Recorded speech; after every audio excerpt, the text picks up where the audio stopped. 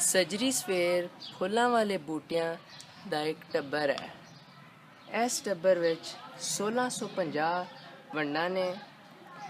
ਇਸ ਦੇ ਫੁੱਲ ਸਵੇਰੇ ਸਵੇਰੇ ਖਿੜਦੇ ਨੇ ਅਤੇ ਜਦੋਂ ਧੁੱਪ ਤੇਜ਼ ਹੁੰਦੀ ਹੈ ਅਤੇ ਇਹਦੀ ਫੁੱਲ ਪੱਤੀਆਂ ਬੰਦ ਹੋ ਜਾਂਦੀਆਂ ਨੇ। ਕਿਉਂਕਿ ਇਹ ਸਵੇਰੇ ਸਵੇਰੇ ਖਿੜਦੇ ਨੇ, ਇਸ ਟੱਬਰ ਦਾ ਨਾਂ ਸਜਰੀ ਸਵੇਰ ਹੈ। ਇਸ ਦੇ ਫੁੱਲ ਗੋਲ ਅਤੇ ਥੱਲੇ ਲੰਮੀ ਨਲਕੀ ਹੁੰਦੀ ਹੈ। ਇਸ ਦੇ ਪੱਤੇ ਲੰਮੇ ਅਤੇ ਅੱਗੜ ਪਿਛੜ ਲੱਗੇ ਹੁੰਦੇ ਨੇ। ਇਹ ਲੇਲੀ ਹੈ ਇਸ ਟੱਬਰ ਦੀ ਇੱਕ ਆਮ ਵੰਡ ਜਿਹੜੀ ਕਣਕਾਂ ਵਿੱਚ ਹੁੰਦੀ ਹੈ। ਸਜਰੀ ਸਵੇਰ ਦਾ ਅੰਗਰੇਜ਼ੀ ਨਾਂ ਕੌਨਵੋਲਵੋਲੇਸ਼ੀਆ ਹੈ।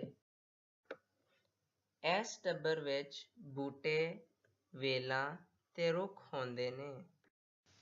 ਸ਼ਕਰਕੰਦੀ ਇਸ ਟੱਬਰ ਦੀ ਇੱਕ ਵੰਡ ਹੈ ਜਿਹਦੀਆਂ ਜੜ੍ਹਾਂ ਖਾਧੀਆਂ ਜਾਂਦੀਆਂ ਨੇ। ਵੱਡਾ ਅੱਕ ਸੜਕਾਂ ਦੇ ਕੰਢੇ 'ਤੇ ਲੱਗੀ ਇੱਕ ਆਮ ਝਾੜੀ ਹੈ। ਇਸ਼ਕ ਪੇਚਾਂ ਇਸ ਟੱਬਰ ਦੀ ਆਮ ਫੁਲਵਾਰੀਆਂ ਤੇ ਘਰਾਂ ਵਿੱਚ ਉਗਾਈ ਜਾਣ ਵਾਲੀ ਵੰਡ ਹੈ। ਇਸ਼ਕ ਪੇਚਾਂ ਕਈ ਰੰਗਾਂ ਵਿੱਚ ਮਿਲਦੀ ਹੈ ਪਰ ਜਾਮਨੀ ਨੀਲੀ ਪਸੰਦ ਕੀਤੀ ਜਾਂਦੀ ਹੈ। ਇਸ਼ਕ ਪੇਚਾਂ ਦੀਆਂ ਕੁਝ ਹੋਰ ਮੂਰਤਾਂ ਵੀ ਵੇਖੋ।